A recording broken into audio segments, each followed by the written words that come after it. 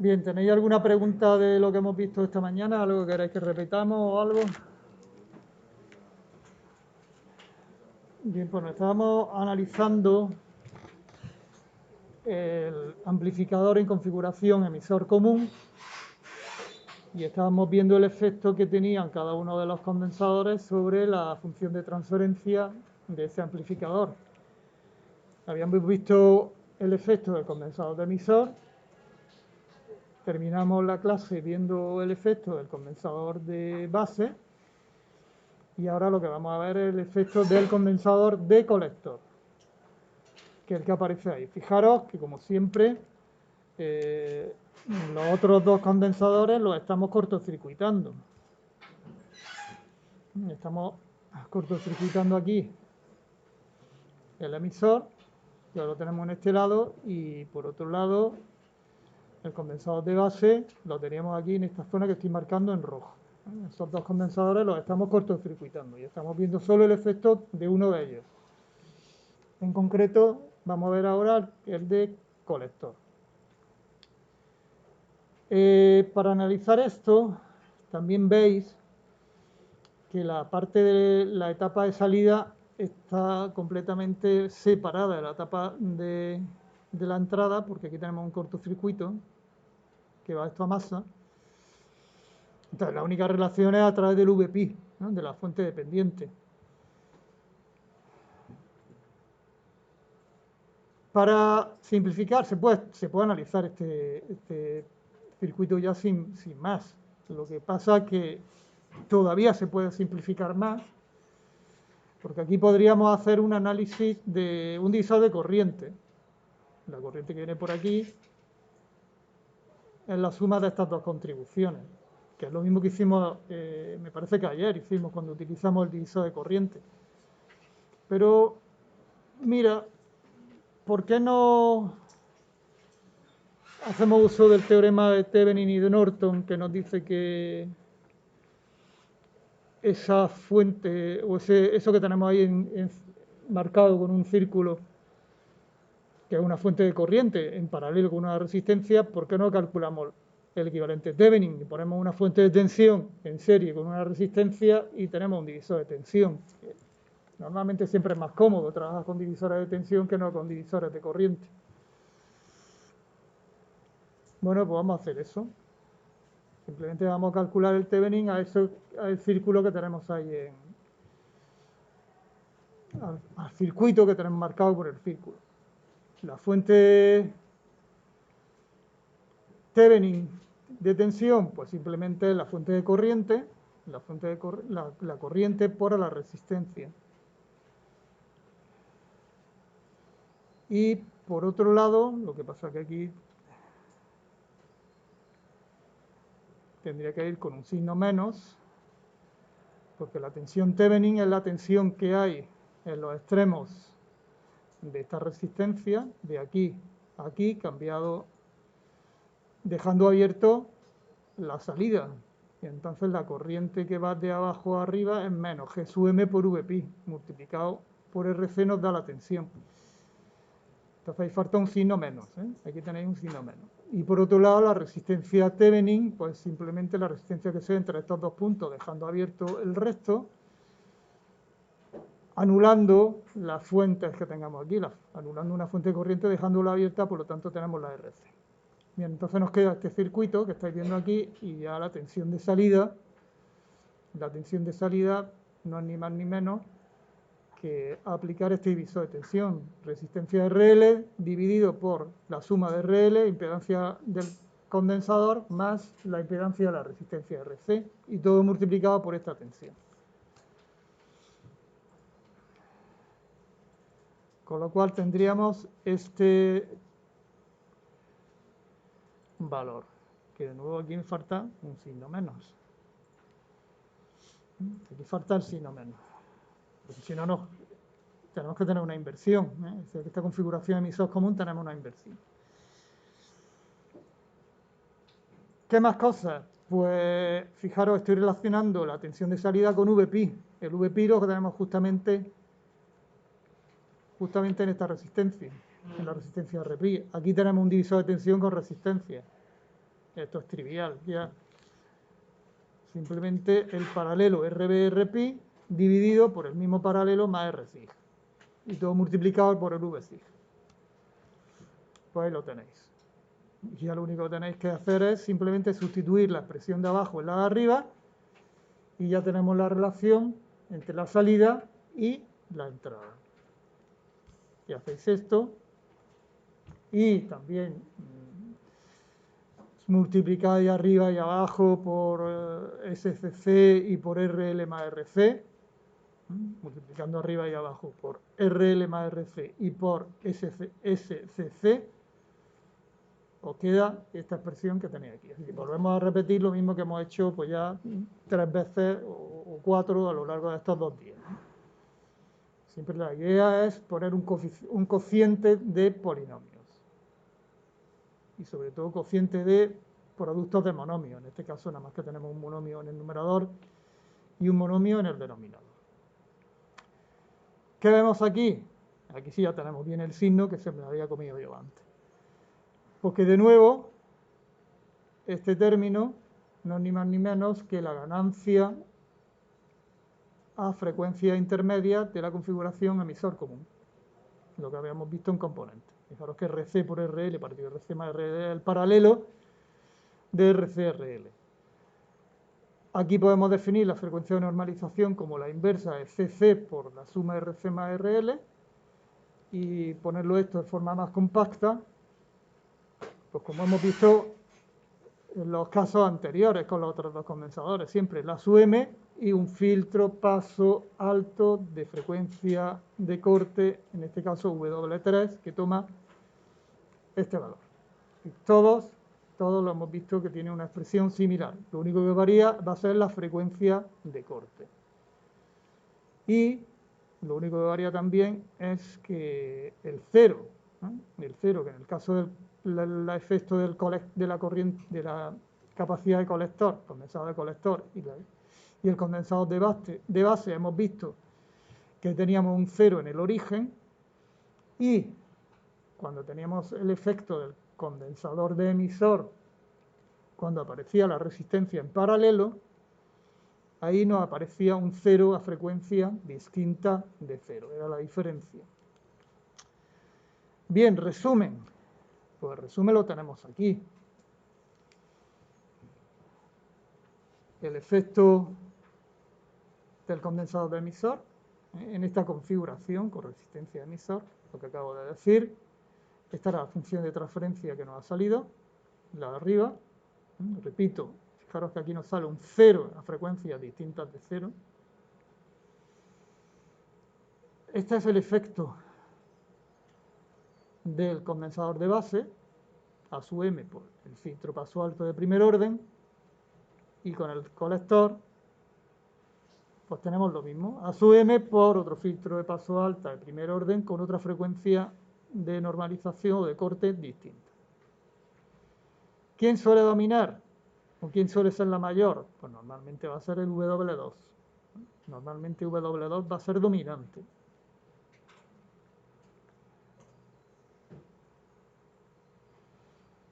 Este va a ser el dominante, va a ser lo normal. Vosotros podéis hacer después lo que os dé la gana, porque podéis coger condensadores, darle valores a los condensadores CD o CC, y si queréis podéis hacer dominante la W1 o la W3.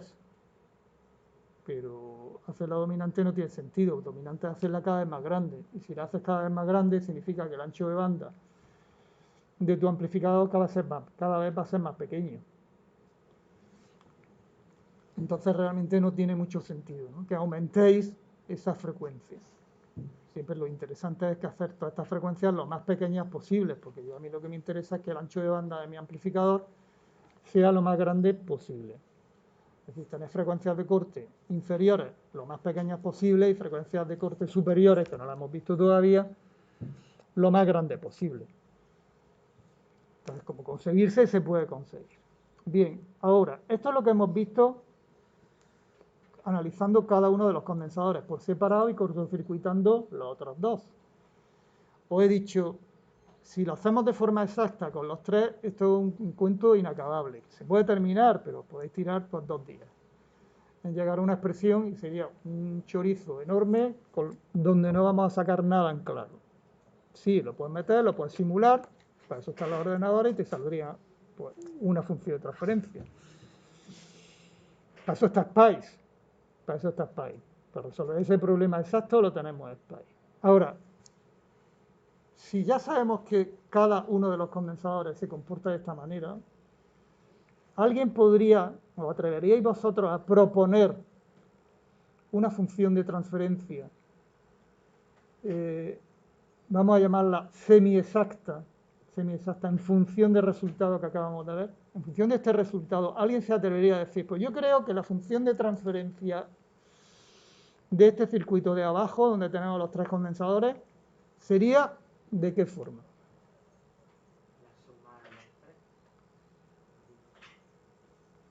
La suma de los 3. Si yo cojo la suma de las 3 y tomo límite para S tendiendo a infinito, como cada una de las 3, el límite es A sub m, la suma de los 3, el límite me daría 3 veces A sub m, por lo tanto no me vale la suma.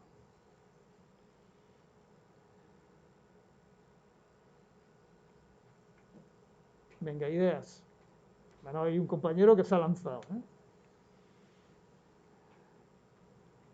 Y repito que no vale equivocarse porque así aprendemos todos.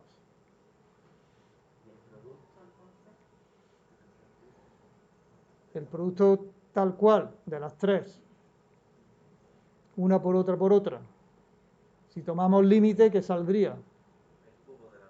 A sub m al cubo.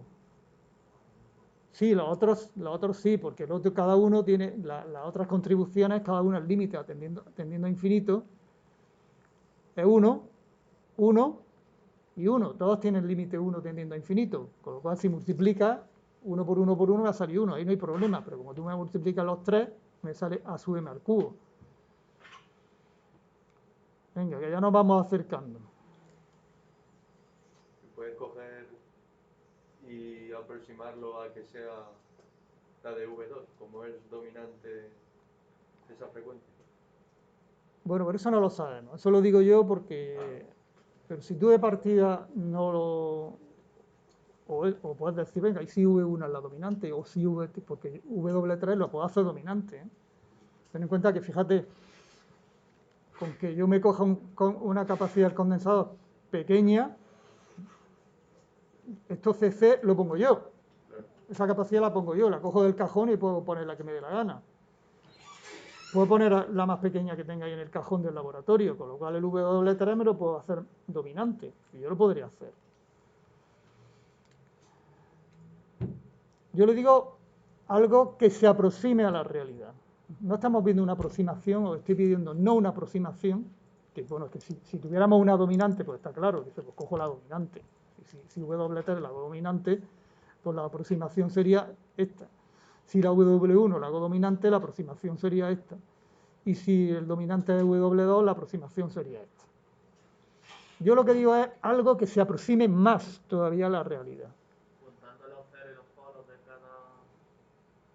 dejar la ganancia y luego te buscan los ceros y los polos. Entonces, como sabes que para su propia frecuencia el polo es el que va a tomar importancia, por así decirlo, sería una aproximación. ¿Tú qué me dices? Que coja el A sub m por un lado, ¿no? Sí. Un A sub m, no los 3, sino un A sub m. Y después, es decir, lo que está marcado aquí en rojo, esto y esto. Sí. Sin multiplicarlas las 3. Multiplicar un A sub m por esto y por esto. Es decir, quitarte los 2 A sub m que me sobraban. ¿De acuerdo? El límite, siempre lo he puesto a pegar, vamos a ver si ahí pega. El límite en este caso es A sub m. Va bien. Y ya estamos multiplicando por 3 funciones cuyo límite en ese tendiendo a infinito vale 1. Esa, pues, si no hay nadie en contra, la aceptamos. Aceptamos eso. Es decir, tú lo que has dicho es justamente esto, ¿no? A sub m multiplicado por este primer término, por este otro y por este otro. Bueno, pues esto lo vamos a llamar solución semi-exacta. Solución semi-exacta.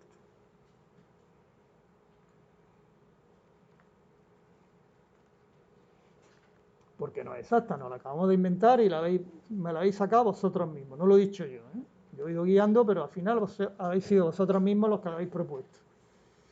No es exacto, sino ha sido algo que se puede aproximar a la realidad.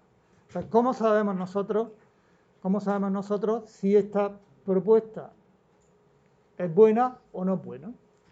Pues para eso está la práctica de electrónica básica, la práctica 3, en la cual vais a montar este circuito, bueno, no este, sino el circuito con sus fuentes de continuas, sus señales, el circuito completo. El circuito completo lo vais a dibujar en SPICE, lo vais a simular, vais a obtener el bode de ese circuito, tanto en módulo como en fase, y después vosotros aparte, en vuestro fichero Excel, vais a dibujarme el diagrama de bode de esta función.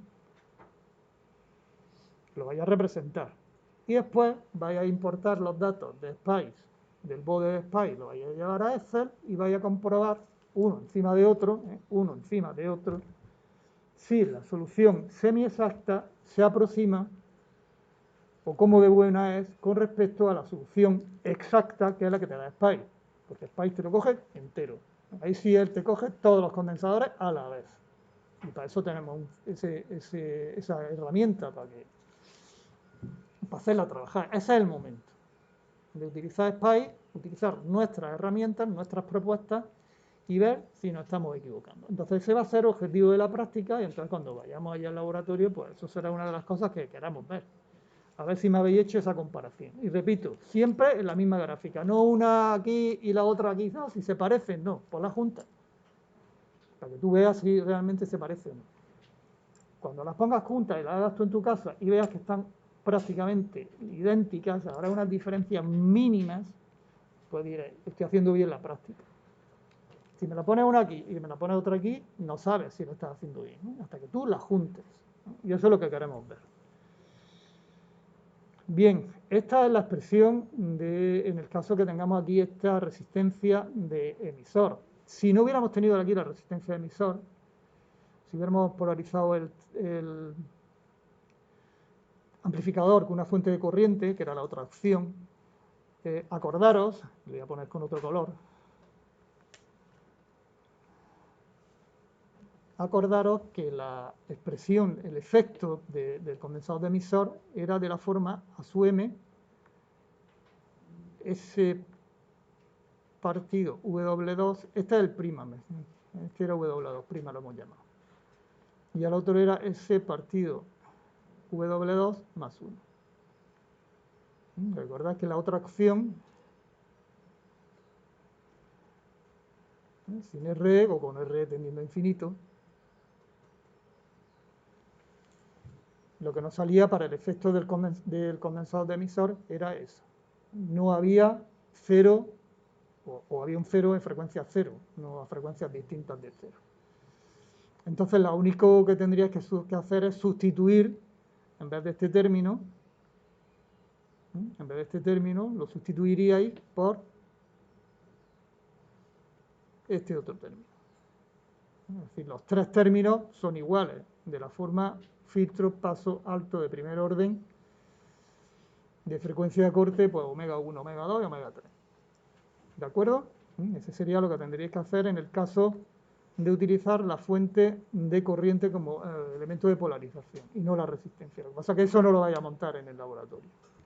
En el laboratorio la que vais a comprobar va a ser la que tenéis en azul, la que tiene el efecto con la resistencia emisor, que ya la hicisteis la práctica en componentes, ya hicisteis la polarización y visteis que funcionaba como amplificador. Lo que pasa es que lo hicisteis a una frecuencia. Después, cuando vayáis al laboratorio, lo que tendréis que ver es calcular la ganancia, relación tensión pico a pico de salida, tensión pico a pico de entrada a distintas frecuencias para después poder vosotros construir vuestro diagrama de Bode en módulo.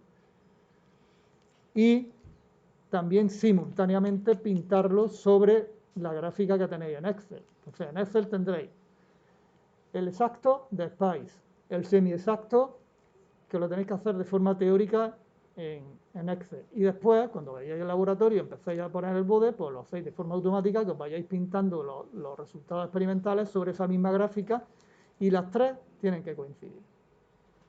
Veremos el efecto a baja frecuencia y el de alta frecuencia, que eso ya lo veremos la semana que viene. En la práctica, ¿qué es lo que se os pide? En la práctica lo que se os pide es un análisis, o sea, es un diseño, no es un análisis. Lo que hemos hecho nosotros es un análisis. Nos dan los valores de los condensadores, de la resistencia, y vemos cuál es el valor de las frecuencias de normalización, W1, 2, 3, el 0.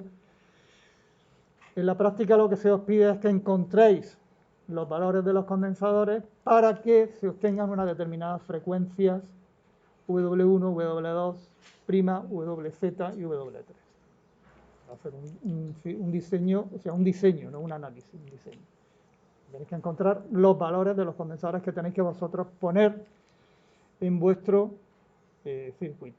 En la práctica que vimos en componentes, os daba los valores de los condensadores y vosotros lo que tenéis que hacer es calcular esos valores para conseguir unas determinadas frecuencias de normalización que aparecen aquí. Bien, pero la práctica no acaba aquí, porque también tenéis que hacer el análisis aproximado. Tenemos que buscar, aplicar el método de las constantes de tiempo en cortocircuito para buscar la aproximación. Ahora sí. Es decir, bueno, vale, todo esto está muy bien, yo sé cuál es el Bode completo, ya sé hacerlo, pero ahora me interesa una aproximación. Es decir, cuál es la frecuencia dominante, de manera que yo pueda aproximar mi función de transferencia pues, por un filtro paso alta de primer orden, con frecuencia de corte, la frecuencia dominante, y la ganancia, pues la ganancia de frecuencia intermedia. Eso es lo que queremos ver. Bueno, pues vamos a aplicar el método. Vamos a aplicar el método de las constantes de tiempo en cortocircuito. Y ese nos va a dar, repito, esa frecuencia inferior de corte aproximada. Esto ya es un método aproximado. Un método aproximado semi-exacto, el que hemos propuesto antes, y el exacto, que solamente lo vamos a hacer con Spice. Con la configuración fuente común, sí hemos podido hacer el exacto a mano, pero es que eso es el único. No olvidaros que no hay otro circuito tan sencillo, amplificadores tan sencillos como ese, no nos vamos a encontrar más. Vamos, de hecho, con que le metáis la resistencia early, ya se os complica la vida. Y ya no saldrían los resultados para un análisis exacto. Bien, pues vamos a empezar. ¿Qué es lo que aquí dice el método de las constantes de tiempo en cortocircuito? Pues que cojo un condensador, lo abro, en este caso en la figura es el condensador de emisor, fijaros que lo he abierto, cortocircuito los otros dos, el de colector y el de base, cortocircuito también la fuente independiente de tensión, si hubiera de corriente se abren, y determino el valor de la resistencia que se ve entre esos dos puntos, que eso lo voy a llamar RC. ¿Qué se pone? Pues se pone aquí una fuente de tensión de valor Vx y veo la corriente Ix que introduce dicha fuente. Entonces, aquí fijaros, yo tengo, lo primero que estoy viendo aquí es esta resistencia R y después algo. ¿Por qué no hago lo siguiente? Porque yo no cojo la RCE y digo que eso va a ser igual a RE en paralelo con otra cosa que voy a llamar RC'. Creo que... sí.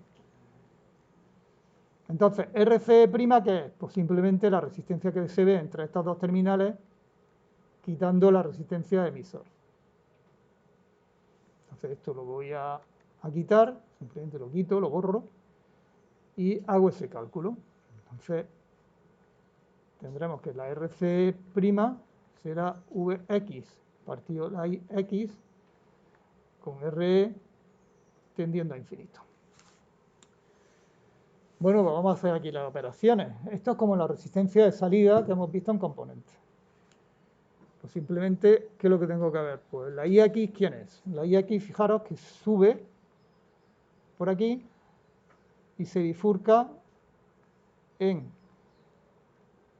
por un lado, menos G sub M por Vpi, y por otro lado sube por la resistencia Rpi. Es decir, sería menos Vpi partido Rpi. ¿Correcto? Vale, ya tengo quién es la corriente IX, pero depende de Vpi. Y hombre, a mí me interesaría ahora poner Vp en función de Vx. Pero fijaros una cosa. A ver si lo veis. ¿A qué tensión está este punto? A Vx. Y a la izquierda, ¿qué tenemos?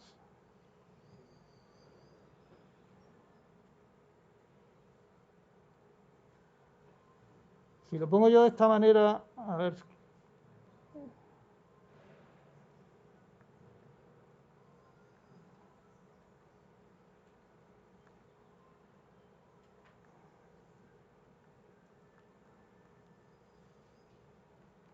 A ver si lo veis mejor.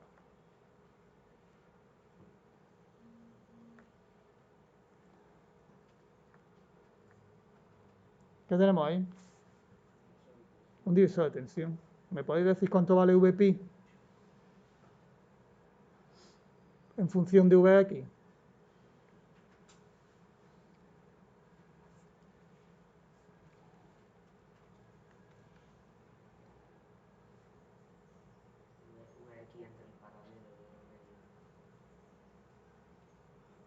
Vx entre el qué? El paralelo de RB y RS.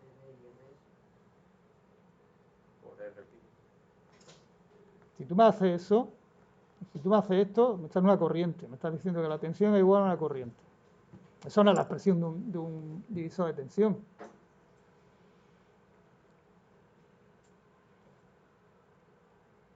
Venga, me lo tenéis que decir. Más V más Rpi Aquí abajo más Rpi, ¿no? por Rpi arriba. Eso ya se parece más a un divisor de tensión. Ya tiene dimensiones de tensión, porque aquí tengo una resistencia, abajo una resistencia y aquí tengo tensión. ¿Falta algo? Un signo menos. Porque el Vx va de aquí a aquí y el menos y el Vpi va en sentido contrario. Falta el signo menos. ¿De acuerdo?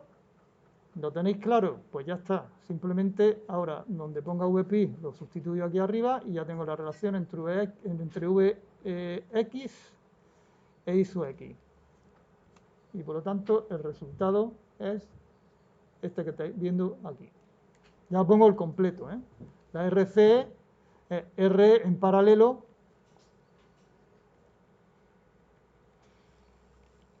con el cálculo que acabamos de hacer.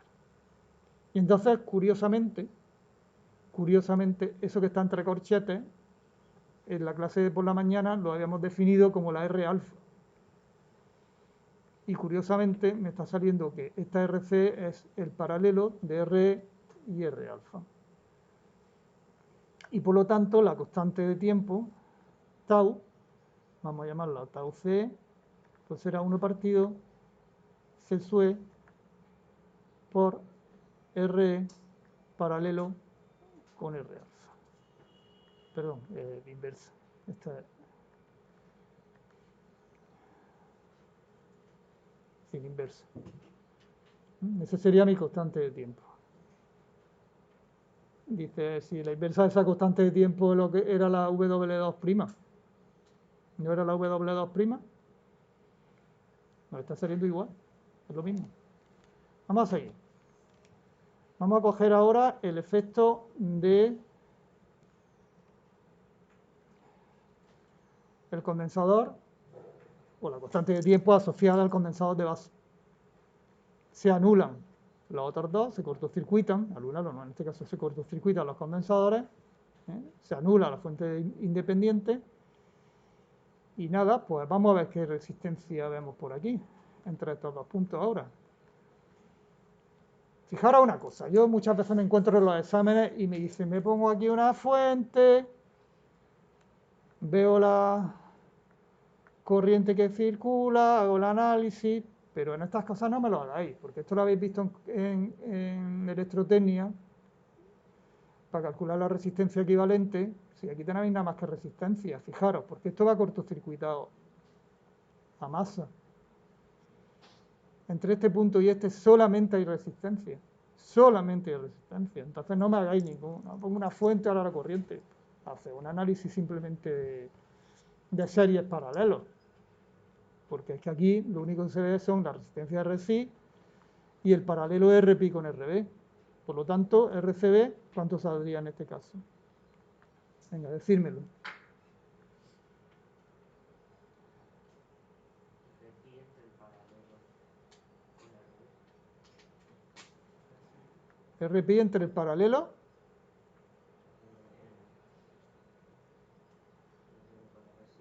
de, perdona, RSIG con RB. Primero, si tú haces esto, aquí tengo una resistencia, abajo tengo una resistencia. Sale adimensional y me debería salir dimensiones de ohmio. Luego esto no es correcto. Por otro lado, el RSI y el RB no están en paralelo. Están conectados por aquí, pero por aquí no están conectados.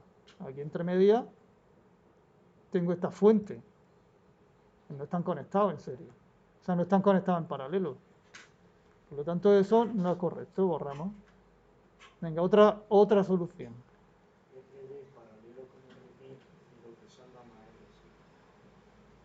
Vamos a escribirlo y a ver si tus compañeros ponen alguna pega.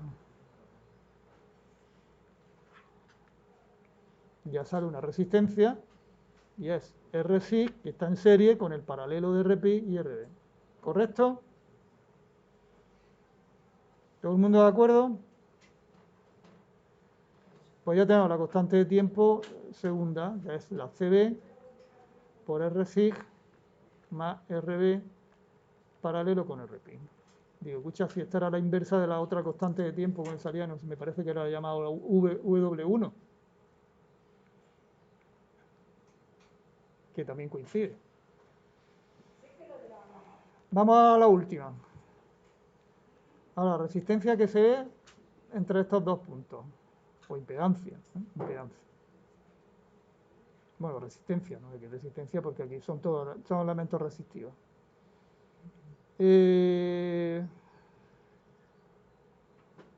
Hombre, esto puede ser más complicado, porque claro, es que ahora fíjate, tengo la RL, la RC, tengo una fuente de corriente que depende de VPI. Entonces, lo primero que tengo que ver es cuánto vale VPI. ¿Alguien me puede decir cuánto vale VPI?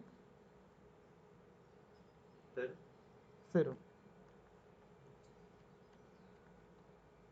¿Por qué? Porque fijaros que esto está cortocircuitado y esta entrada, solamente tenemos resistencia, no tenemos ninguna fuente independiente que le esté suministrando corriente a este circuito. Por lo tanto, toda esta resistencia, la tensión, es cero. Incluida la VPI, que vale cero. Si VPI vale cero, esto está abierto. La fuente de corriente se abre. Entonces, ¿me podéis decir cuánto vale la RCC?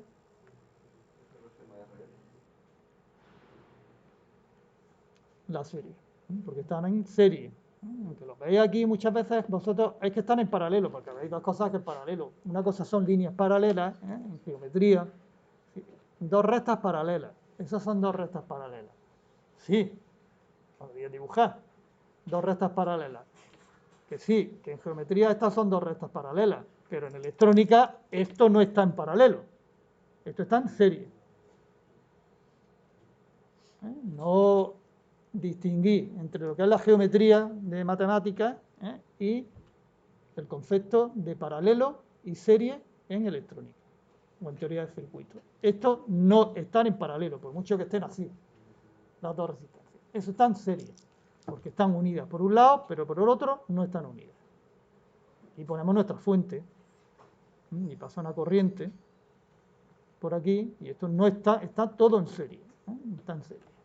¿De acuerdo? Bien, pues entonces la constante de tiempo que nos falta pues sería CCC o CC, le he puesto muchas C, por RC más RL.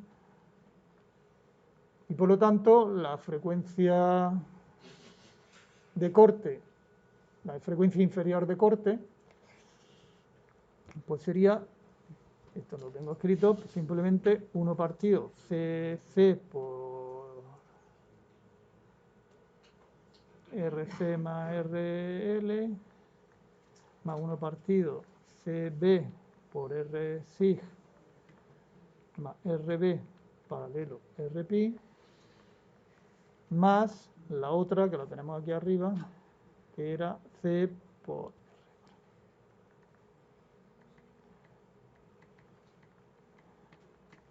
Esa sería nuestra frecuencia inferior de corte.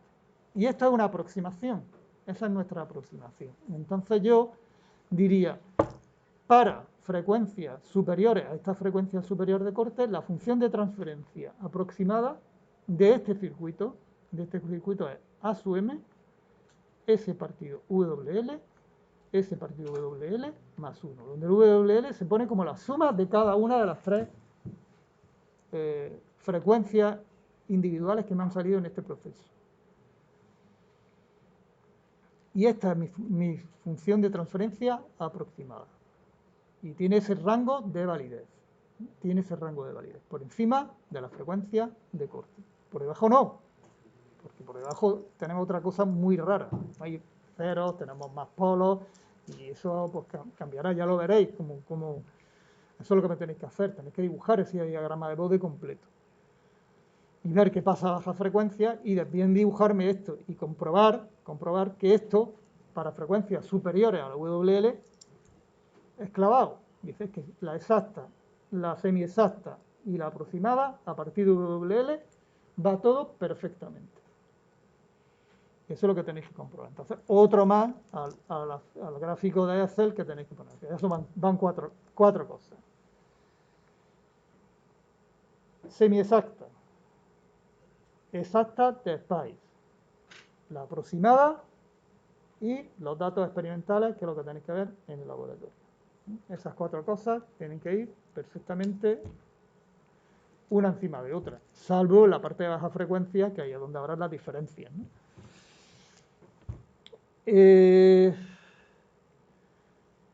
Cosas. Aunque aquí hayamos visto que esta frecuencia, o sea, dice, si esto lo trato como una frecuencia, esto como otra, y esto como otra, porque tiene dimensiones de frecuencia, si eso yo cojo otro circuito, el que sea, y me salen pues 4 frecuencias distintas, ¿podría yo, en función de esto, dibujar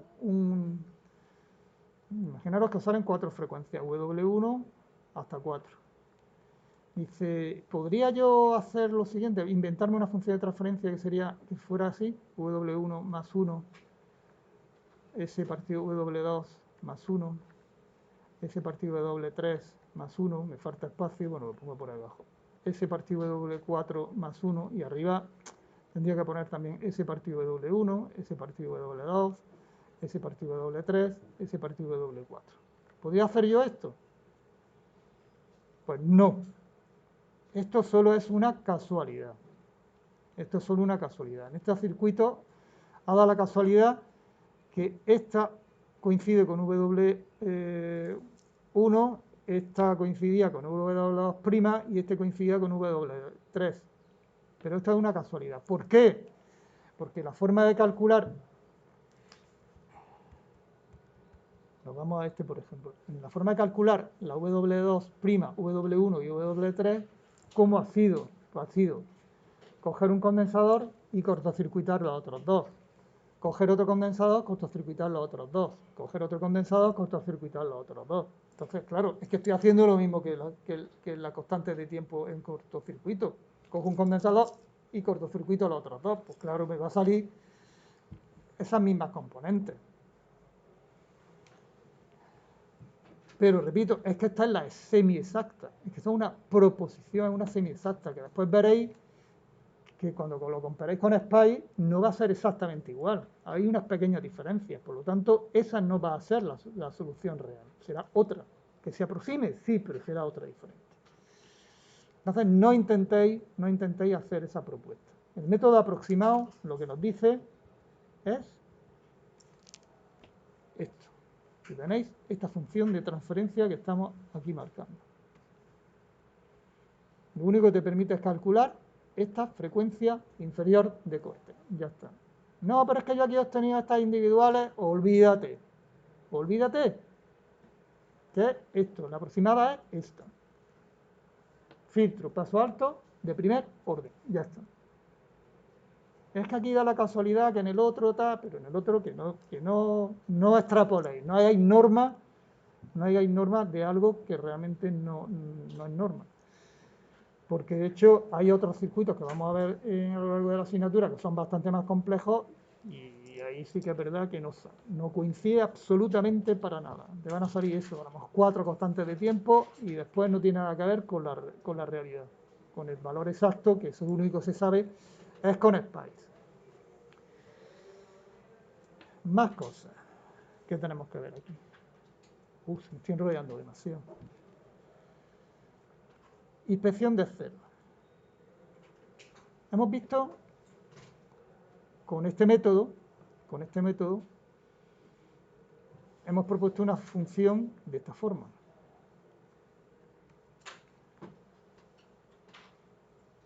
Este método me permite proponer esta función de transferencia. Sin embargo, hemos visto que en el circuito anterior había un cero que no teníamos, que no estaba en el origen, y aquí ya me estamos metiendo un cero en el origen. Imaginaros un circuito en el cual tengáis esto.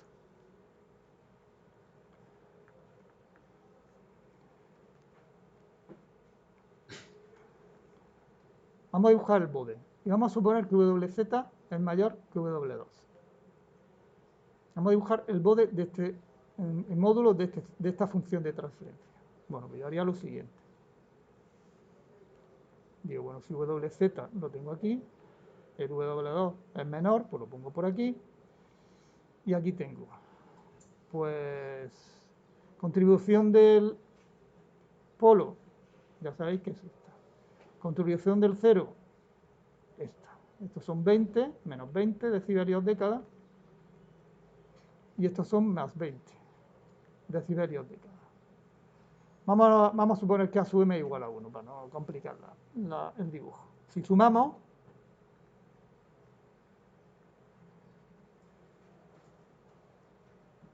me sale esto. Me sale más ganancia a frecuencias inferiores que a frecuencias superiores. Sí, esto lo puedo aproximar. Esto me sirve para estas frecuencias de aquí para arriba. Pero oye, estoy con un amplificador. Es que si tengo este amplificador, cojo y lo tiro a la basura. Para tener ganancias menores a frecuencias en continua que en la zona de interés, pues esto cojo y lo tiro. No me sirve. Claro, yo sé aquí en este circuito hemos visto que el cero estaba por debajo del polo. Lo hemos visto, lo hemos analizado esta mañana. Entonces no tenemos problema. Pero si tú aplicas este método a un circuito que desconoces y no sabes si hay ceros en frecuencia cero o en frecuencia distinta de cero, pues te podría encontrar con este problema. Porque para el de esta mañana, no hay problema. Yo sé que el cero está por debajo. Pero si hubiera otro circuito que tuviera un cero en frecuencias distintas de cero y estuviera por encima de este W2, ¿cómo sé yo si hay ceros? ¿Cómo puedo yo saber si hay ceros sin analizar un circuito de forma exacta?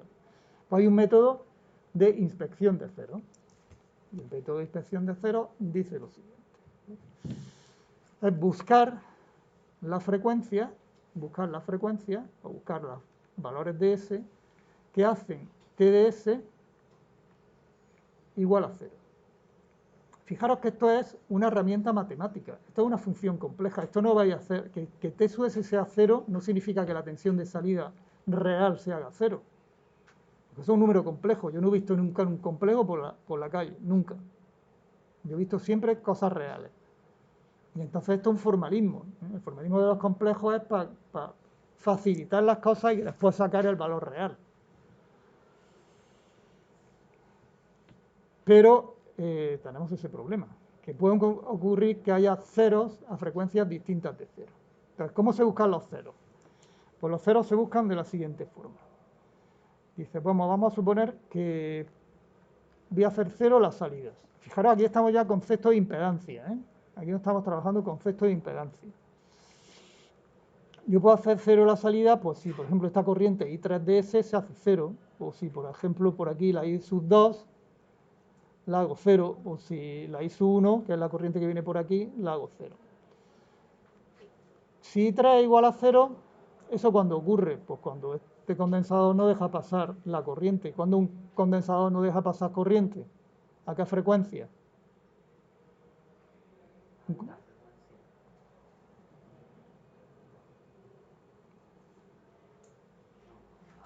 A cero. La I sub 1. I sub 1 igual a 0, ¿qué implica? Porque este condensador no deja pasar corriente. ¿Cuándo no deja pasar corriente un condensador? Pues a frecuencia 0. Es decir, estos dos condensadores, el CB y el CC, nos introducen un 0 en frecuencia 0, como habíamos visto en la solución exacta o semi-exacta. Ahora vamos a ver I sub 2 igual a 0. Si yo hago I sub 2 igual a 0, eso significa que G sub m por Vpi es igual a 0. Eso significa pues, que Vpi tiene que ser igual a 0. Es decir, no pasa corriente ni por aquí, ni por aquí. Si por aquí no pasa corriente y estamos a una frecuencia que es distinta de 0, por aquí sí va a circular corriente. Luego la tensión de este punto será distinta de 0. Vamos a llamarla V sub A. Eso está a tensión distinta de 0. Como por aquí no circula corriente, eso significa que en este punto tengo también la misma tensión, V sub A distinta de 0. No pasa corriente, no hay caída de potencial, pero si aquí tengo una tensión 3 voltios, aquí tengo 3 voltios. Oye, si aquí tengo 3 voltios, sí significa que por aquí circula corriente. Pero como por aquí arriba no puede circular corriente, esa corriente tiene que circular por el condensador de abajo. ¿Eso qué significa? Pues que menos V sub A partido por R, que es la corriente que circula hacia arriba por la resistencia, tiene que ser igual a V sub A entre 1 partido C sub E por S. Y si V sub A es distinto de 0, eso significa que RE tiene que ser igual a menos 1 partido CE por S. Eso significa que S tiene que ser igual a menos 1 partido RE CE. Eso significa que la frecuencia, existe una frecuencia a la cual se hace cero la función de transferencia y coincide, curiosamente, con el cero que habíamos obtenido haciendo la solución exacta, analizando solo el efecto del condensador emiso. Me ha salido el cero que había obtenido yo antes, pues analizando el circuito. Es decir, que ahí hay un cero. Entonces ya lo único que tendré que ver, ¿cómo es VZ en comparación con la VDL? ¿Cuánto me sale? Oye, mira que WZ es menor que WL. No te preocupes. No te preocupes, la función va perfectamente. Si no, oye, que el cero lo tienes por encima de WL, coge el amplificador y lo tira a la basura porque no sirve para nada. El cero tiene que estar por debajo para tener ganancia en la zona de interés. Y esa sería la forma de inspeccionar los ceros. Hemos visto que este circuito tiene dos ceros en frecuencia cero y un cero a frecuencia distinta de cero, como habíamos visto haciendo el análisis exacto del mismo. ¿De acuerdo? ¿Alguna pregunta? ¿Alguna cosa? Pues ya podéis trabajar, ¿eh? La práctica 3 está completa. Ya la podéis hacer con lo que acabamos de ver hoy. Pues hasta, si no tenéis nada, nos vemos el próximo martes de la semana que viene.